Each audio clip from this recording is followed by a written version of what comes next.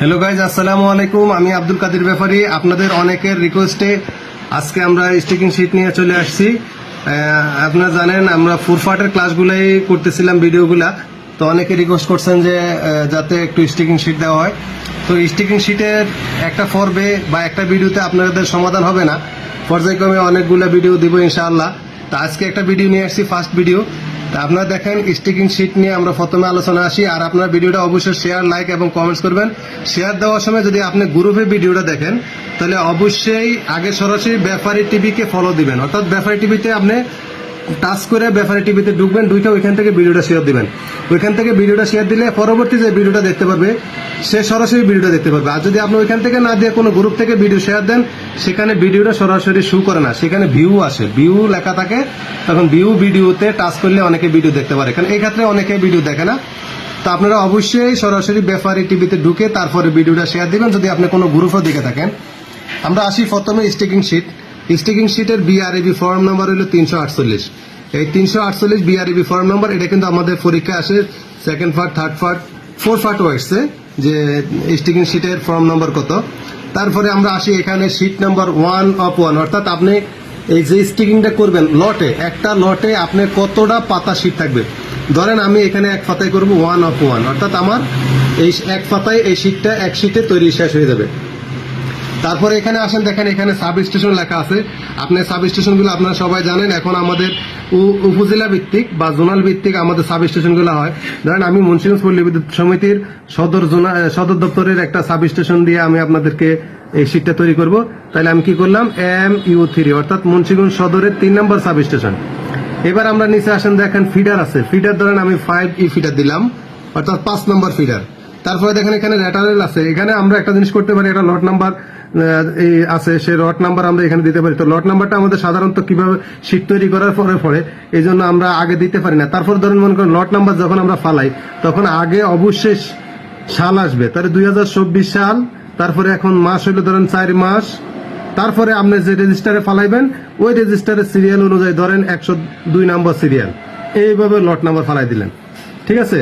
তারপরে আসেন এখানে মাইলেজ, এই লাইনটা নির্মাণ করতে যাইয়া বা মেনটেন্যান্স করতে যাইয়া আপনি কত কিলোমিটার লাইন নির্মাণ করবেন সেখানে এভাবে আসবেন। ধরেন মনে করেন যদি পরিপূর্ণ 1 কিলো হয় তাহলে 1.00 কিলোমিটার, দশমিকের পরে অবশ্যই 3টা জিরো দিবেন, 1 কিলোমিটার। আচ্ছা, এবার আসেন এখানে লেখা আছে থানা। তা আমি ধরেন মনে করেন মুন্সিগঞ্জ সদর থানা, এখানে আমরা লিখলাম মুন্সিগঞ্জ, লিখি MUNSSING, মুন্সিগঞ্জ। তাহলে আমরা মুন্সিগঞ্জ জি একটু কারেকশন করি, MUNSSIGANG, মুন্সিগঞ্জ। ধরেন আমার এটা ইউনিয়ন হইল রামফল, আমরা রামফল লিখি, রামফল। ইউনিয়ন পরিষদের নাম লিখবেন, ওই যে জায়গায় শীটটা করবেন ওই শীটটার এলাকাটা কোন ইউনিয়নের মধ্যে পড়ছে সেই ইউনিয়ন। তারপরে ধরেন একটা গ্রাম, সেই গ্রামের নাম, এখানে আমরা একটা গ্রামের নাম লিখতে পারি। রামপালে গ্রাম আছে, ধরেন আমি রামপাল লিখলে আবার আপনার একটু ভিজুয়াল লাগাই দিবেন। ধরেন মনে করেন সিপাহীপাড়া লিখি, সিপাহীপাড়া, হ্যাঁ, এটা হলো আমার গ্রামের নাম। তারপরে আমি যে শীটটা তৈরি করবে এখানে স্টিকিং বাইক যিনি তৈরি করবেন তিনি নাম, ধরেন আমার নামটাই লিখি, MD কাদের লিখলাম, হ্যাঁ। তারপরে এখানে আসেন লেখা আছে প্রাইমারি ওয়্যার, অর্থাৎ প্রাইমারির যে লাইনের তার, এই তারের তো আমরা প্রাইমারি লাইনটা আগে লিখি। ধরেন 3 ফেজ লাইন, আমরা যে লাইনটা থেকে লাইনটা তৈরি করা শুরু করব সেটা 3 ফেজ লাইন। তারপর বলছে আপনাকে সাইজ কি, 4 নটটা 1 নট, ধরেন দিলাম 1 নট, 4 নট তার আছে, দিলাম 4 নট তার। তারপরে বলছে যে কি তার আছে, ACSR, আবার একটু ক্লিয়ার করে দেই, ACSR তার আছে। রুলিং স্প্যান, এখন রুলিং স্প্যান গুলো আমরা সাধারণত দেই না, রুলিং স্প্যানের হিসাব অনেক জটিল হিসাব, এগুলা করে করবে। তারপরে এখানে যিনি আপনার এই শীটটা আপনি তৈরি করার পরে যিনি স্বাক্ষর করবেন, সেখানে যদি আমরা করি লাইন টেকনিশিয়ান পর্যন্ত করলে এখানে অবশ্যই আমাদের জুনিয়র ইঞ্জিনিয়ার মহোদয়গণ এখানে স্বাক্ষর করবেন। আর যদি জুনিয়র ইঞ্জিনিয়ার মহোদয়গণ করেন তাহলে আমাদের অবশ্যই AGM ENC স্যার অথবা যিনি দায়িত্বে থাকেন AGM লেভেলের তিনি এই স্বাক্ষর করবেন। তারপরে মনে করেন এখানে আসেন প্রাইমারি 4 নম্বর, এখানে লেখা আছে, সরি প্রাইমারি ফুল নাম্বার না, ফুল নাম্বার, সেটা প্রাইমারি হোক আর যাই হোক, যেহেতু আমরা ওই যে লাইনটা প্রাইমারি থেকে বার করবো এই জন্য আমি প্রাইমারি ফুল নাম্বার বলে ফেলেছি। তো এখানে মনে করুন আমাদের ফুল নম্বর, এখানে আপনি 2টা বা 3টা সংখ্যা লিখতে পারবেন, কিন্তু আমাদের ফুল নাম্বারটা অনেক বড় হয়, সেই জন্য আমরা যে লাইন খুঁড়ি থেকে লাইনটা বার করবো, ধরুন সাপোজ আপনাকে আমরা দেখাই, এখানে আসেন, এই যে আবার একটা জিনিস এই ফাঁকে আপনাদের দেখাই, এই টেমপ্লেট যদি আপনাদের কারো প্রয়োজন হয়, আমার কাছে টেমপ্লেট আছে, আপনারা আমাকে নক করবেন, অবশ্যই টেমপ্লেট পাবেন। এই টেমপ্লেট আমার কাছে একবার নিউ টেমপ্লেট আছে, যদি কারো প্রয়োজন হয় তাহলে আপনারা অবশ্যই টেমপ্লেট পাবেন। ধরুন আমি আপনাকে একটা উদাহরণ দিই, লাইনটা উত্তর দক্ষিণে আছে, আপনারা দেখেন এটা কিন্তু আমাদের এই যে অ্যারো চিহ্নটা আছে, অ্যারো চিহ্নটা অবশ্যই উত্তর দিকে, তার মানে আমার লাইনটা ধরেন উত্তর দক্ষিণে আছে। এটা একটা ফুল, বিদ্যমান ফুল, বিদ্যমান ফুল মানে এক্সাস্টিং ফুল, সেই ফুলটার থেকে ধরেন আমার লাইনটা এইভাবে আছে, এই লাইনটা মনে করেন আমার উত্তর দিকে গেছে, দক্ষিণ দিক থেকে আসছে, এখানে আমি এরকম 3টা টান দিব, এটা 3 ফেজ লাইন, এরকম 3টা টান দিলাম, এটা 3 ফেজ লাইন। ধরেন আমার এই মুন্সিগঞ্জ 3 নম্বর ফিডারের MU35E অর্থাৎ মুন্সিগঞ্জ 3 নম্বর সাব স্টেশনের 5 নম্বর ফিডারের সাপোজ ধরেন মনে করেন 10 নম্বর ফুল, এটা আমার 10 নম্বর ফুল। এখন আমরা কি করবো, এই 10 নম্বর ফুল থেকে আমরা একটা লাইন বাইর করবো, ধরেন সিঙ্গেল ফেজ বাইর করবো, পশ্চিম দিকে লাইনটা যাবে, পূর্ব দিকে লাইনটা যাবে। এই যে আমরা লাইনটা বাইর করলাম, নতুন লাইন, তো নতুন লাইন বাইর করার পরে আমার এখানে কি করলে একটা খুঁটি দেওয়া হলো এক স্প্যান লাইন বাইর করার জন্য। এই খুঁটিটা যখন আমি দিব তখন এইভাবে খুঁটিটার বৃত্তটা ভরাট করে দিতে হবে, অর্থাৎ এখানে ভরতে হবে। এই বৃত্ত ভরাট মানে এই জায়গাটা খালি আছে, এটাকে ভরতে হবে, আর এরকম গোল দেওয়া মানে এখানে এটা ভরাট করা আছে। তাহলে আপনি কি করতে হবে, এখানে আমার একটা সিঙ্গেল ফেজ লাইন গেল, এখানে কি করব, আরো অনেক কাজ আছে, একদিনে এত ভিডিওতে এত কিছু দেখানো সম্ভব না, তা আমরা শর্টকাটে আসি। তা আমরা কি করবো, এই যে ফুল নাম্বারটা লিখবো, এখন ফুল নাম্বারটা দেখেন এই জায়গার মধ্যে এই MU35E 10 নম্বর লিখতে পারবো না, এই জন্য আমরা কি করবো, একটু এই দিক থেকে টেনে নিয়ে যাবো, এক্সিস্টিং লিখি, মানে বিদ্যমান ফুল, সংক্ষেপে এক্সিস্টিং লিখলাম, আমার MU3 সাব স্টেশন, তারপরে আমার ফিডার হইলো 5 নম্বর, তারপরে হইলো আমার 10, এই পর্যন্ত টাইনে নিয়ে আসলাম। এই দেখেন হয়ে গেল আমার, অর্থাৎ 10 নম্বর ফুল থেকে আমি কি করব, একটা বার করবো। তা আমাকে বলছে এটা ফুল নাম্বার, বলছে প্রাইমারি ব্যাক স্প্যান, অর্থাৎ এই দেখেন এই চিত্রের মধ্যে দাও, চিত্রের মধ্যে দেখেন এটা যেহেতু আমার এই খুঁটি বিদ্যমান খুঁটি, এটার ব্যাক স্প্যানের প্রাইমারি লাইন, অর্থাৎ এখানে যে ব্যাক স্প্যান লাইনটা আছে, এই স্টিকিং শিট আপনি মনে করে নিতে হবে যে স্টিকিং শিটে যত তথ্য দিবেন সবকিছুই ব্যাক স্প্যান নিয়ে, অর্থাৎ আপনি যখন একটা নতুন লাইন দিবেন সেটারও ব্যাক স্প্যান, আমরা যখন দ্বিতীয় লাইনে আসবো তখন ব্যাক স্প্যান নিয়ে কাজ করব। এখন আমরা দেখেন বিদ্যমান ফুলের ব্যাক স্প্যান, অর্থাৎ এই বিদ্যমান ফুলের ব্যাক স্প্যানে আমার প্রাইমারি ব্যাক স্প্যান, অর্থাৎ ধরেন আমরা এখন স্ট্যান্ডার্ড 50-এর উপরে নাই, সচরাচর স্ট্যান্ডার্ড বর্তমানে 50 মিটারের উপরে নাই, এগুলো সবই কিন্তু মিটারে হবে, এখানে কোনো কিছুই আপনি ফিটি ইউজ করতে পারবেন না। আমরা অনেক সময় কইরা পরে কি করে ওটারে মিটারে বানাই দেয়, কিন্তু এটা আসলে অ্যাকচুয়ালি সঠিক না, আপনি এখানে সবকিছুই মিটারে লিখতে হবে। তাহলে আমার ধরেন মনে করেন প্রাইমারি ব্যাক স্প্যান 50 মিটার, অর্থাৎ এই যে বিদ্যমান ফুল 10 নম্বর ফুলের পিছনের অংশ আপনারা দেখতে পাচ্ছেন, অ্যারো চিহ্ন দিয়ে বুঝাইতেছে যে এদিক থেকে লাইন ঢুকছে, তার মানে এই লাইনের এই দিকে হলো ব্যাক স্প্যান। তাহলে ব্যাক স্প্যানটা আমার কত, 50 মিটার। এখন বলছে কি ফুলের ক্লাস, অর্থাৎ হাই এবং ক্লাস, অর্থাৎ এটা দৈর্ঘ্য এবং কত ক্লাসের, ধরেন আমরা ধরে নিলাম হইলো একটা 35 ফুল, সেটা 5 ক্লাসের, এটা 35 ফুল, তার ক্লাস হইলো 5। এখন বলছে যে এখানে প্রাইমারি ইউনিট, অর্থাৎ ওই ফোল্ডার মধ্যে, এই যে ফোল্ডার মধ্যে প্রাইমারি কি, এই যে এই ফুলের মধ্যে প্রাইমারি কি ধরনের ইউনিট আছে সেই ইউনিটটা তথ্য চাইছে। তাহলে আমরা প্রাইমারি ইউনিট দেখি, এখানে বলছে নং মানে সংখ্যা কয়টা, একে ফলে আমরা জানি 2-3টা ইউনিটে থাকতে পারে প্রাইমারি ইউনিট, একটা C1 থাকতে পারে, একটা C7 থাকতে পারে, ডাবল C7 থাকতে পারে। তো আমরা এখানে মনে করেন এটার মধ্যে এটা একটা C1 ফিটিংস ধরে নেই সহজভাবে বোঝার জন্য, আপনি যখন বুঝে যাবেন তখন আপনার ডিজাইন করতে কোনো সমস্যা হবে না। তা আমরা ধরে নেই এখানে একটা ফিটিংস আছে, নাম্বার 1 কি ফিটিংস আছে, C1, এখানে আমরা ধরে নিলাম C1 একটা ফিটিংস আছে। এখানে ধরেন এই লাইনটা যেহেতু রানিং লাইন, এখানে ধরেন রাইট অফের কোনো সমস্যা নাই।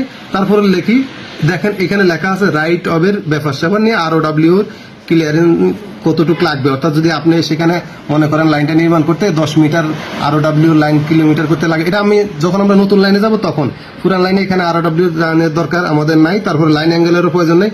এখানে বলছে যে ট্রান্সফর্মার, অর্থাৎ আমরা জানি আমরা যে ট্রান্সফর্মার ইউনিট গুলো বলে যে এই বিদ্যমান ফোল্ডার মধ্যে কোনো ধরনের ট্রান্সফর্মার আছে কিনা। তা আমরা এখানে কোনো ধরনের ট্রান্সফর্মার নাই, সেই জন্য আমরা এখানে কিছু লিখলাম না। যদি থাকে, ধরেন কথার কথা এখানে একটা 5 কেবি ট্রান্সফর্মার আছে, তাহলে আমরা এখানে লিখবো 136/5, কিন্তু যেহেতু নাই সেখানে আমরা লিখলাম না। যদি থাকে তাহলে এখানে 136 হাইফেন দিয়ে 5 লিখবেন। আচ্ছা, তারপরে আছে মিসিং অ্যাসেম্বলি, কিছু অ্যাসেম্বলি আছে যেগুলো এই টোটাল তথ্যের মধ্যে কিছু অ্যাসেম্বলির আইটেম নাম্বার নাই, সেখানে আপনি এই আইটেম নাম্বারটা এনে সংক্ষেপে দিয়া তারপরে এখানে ইউনিট নাম্বারটা দিয়ে দিবেন, ইউনিটের নামটা দিবেন, এম দিয়ে হোক, জে দিয়ে হোক, যাই দিয়ে হোক, আপনি মিসিং অ্যাসেম্বলিগুলো এনে দিবেন, দিয়ে এখানে কত ইউনিটটা হয় সেটা আপনি দিয়ে দিবেন। অর্থাৎ এইখানে তথ্য নাই, এরকম কিছু ইউনিটের যদি প্রয়োজন হয় সেখানে আপনি দিয়ে দিবেন। এইবার এখানে লেখা আছে গ্রাউন্ডিং এর কথা, অর্থাৎ এই ফুলে যখন আমরা ইকুইপমেন্ট থাকে সচরাচর তখন কিন্তু গ্রাউন্ডিং থাকে, আর ইকুইপমেন্ট না থাকলেও অনেক সময় আমরা সিস্টেম গ্রাউন্ডিং থাকে। ধরেন এখানে যদি সিস্টেম গ্রাউন্ডিং থাকে তা আমাদের এখানে কোনো গ্রাউন্ডিং নাই। এবার আসেন, মনে করেন এখানে গাই, তো এখানে যেহেতু C1 ফিটিংসে আমার গাই দরকার নাই, তাহলে সুতরাং এখানে গাই নেই। কিন্তু যদি গাই থাকতো, আপনাদের বলি, যদি মনে করেন গাই মানে টানা থাকতো, তাহলে সেই টানাটা কয়টা টানা থাকতো? একটা। কি টানা? U1 না U1-2 সেটা থাকতো। এই টানার যে লিড, অর্থাৎ খুঁড়ির মাথা থেকে এই আমাদের রড পর্যন্ত যে লিড, সেই লিডের দূরত্বটা এখানে লেখা থাকে। তারপরে অ্যাঙ্কর লেখা থাকে, এখানে সংখ্যা, অ্যাঙ্করটা F21 না F22 সেটা লেখা থাকে। এবার ধরেন মনে করেন এখানে আসেন, এখানে বলছে যে এই লাইনটার ব্যাক স্পেনে আন্ডারবিল আছে কিনা। তো আমরা মনে করেন ধরেন কথার কথা এখানে অন্য কোনো জায়গার থেকে আন্ডারবিল আসছে, আমরা আন্ডারবিল দেখাই দিই একটু, হ্যাঁ ক্লিয়ার করে ধরেন মনে করেন এখানে অন্য জায়গা থেকে একটা আন্ডারবিল আসছে, তাই আমরা এখানে কি করলাম, আন্ডারবিল আসছে, যেহেতু পিছন থেকে আসছে তাহলে অবশ্যই আমাদের এই পিছনে ব্যাক স্পেন 50 মিটার, তাহলে আন্ডারবিলটার দূরত্ব হবে 50 মিটার। এখানে আন্ডারবিল, এই যে ইউবি দ্বারা সংক্ষেপে আন্ডারবিল স্পেন, অর্থাৎ এক স্পেনের আন্ডারবিল আছে। আর যদি সেকেন্ডারি হইতো, যেহেতু এখানে সেকেন্ডারি লাইন নেই, এটা প্রাইমারি লাইন, তাহলে সুতরাং এখানে আমরা লিখবো না। আচ্ছা, এবার আসেন বলছে এখানে সেকেন্ডারি কোনো ইউনিট আছে কিনা। একটু হইলো সেকেন্ডারি লাইনের ব্যাপারে, স্পেনের ব্যাপারে, আর একটু হইলো সেকেন্ডারি ইউনিটের ব্যাপারে। তো সেকেন্ডারি ইউনিট যেহেতু এখানে আমাদের আন্ডারবিল আছে, আন্ডারবিলটার ডেট, তো ডেট মানে এখানে একটা অবশ্যই J6 আছে, J6 ছাড়া এখানে তারটা ধরতে পারে না। তো আমরা এখানে লিখে দিব কয়টা J6, নাম্বার 1 কি আছে এখানে আইটেম J6, 1 দিলাম, J6 দিলাম, তাইলে আপনি বুঝতে হবে যে এখানে একটা J6 আছে। তারপর এখানে বললো যে সার্ভিস কোনো ইউনিট আছে কিনা। হ্যাঁ, আপনি সার্ভিস ইউনিট দিতে পারেন। মনে করেন সাপোজ এখান থেকে আপনার একটা আবার এলটি লাইন, ডুফ্লেক্স লাইন চলে গেল। হ্যাঁ, ডুফ্লেক্স লাইন চলে গেল। ভিডিওটা একটু বড় হবে, মনোযোগ দিয়ে দেখবেন। এখানে মনে করেন একটা ডুফ্লেক্স আছে, তখন আপনি বলছে যে এখানে কোনো সেকেন্ডারি কোনো ইউনিট আছে কিনা। তো যেহেতু আমার এখান থেকে একটা লাইন গেছে, তাহলে অবশ্যই এখানে একটা B19 লাগছে অথবা একটা B20 লাগছে। তো B19 মানে আই বোল্ট, আপনারা বুঝবেন, আর B19 মানে হলো আই নাট। তো ধরেন মনে করেন যেহেতু J6 আছে, J6 এর গোড়া দিয়ে আমাদের একটা আই নাট লাগানোর সুযোগ থাকে।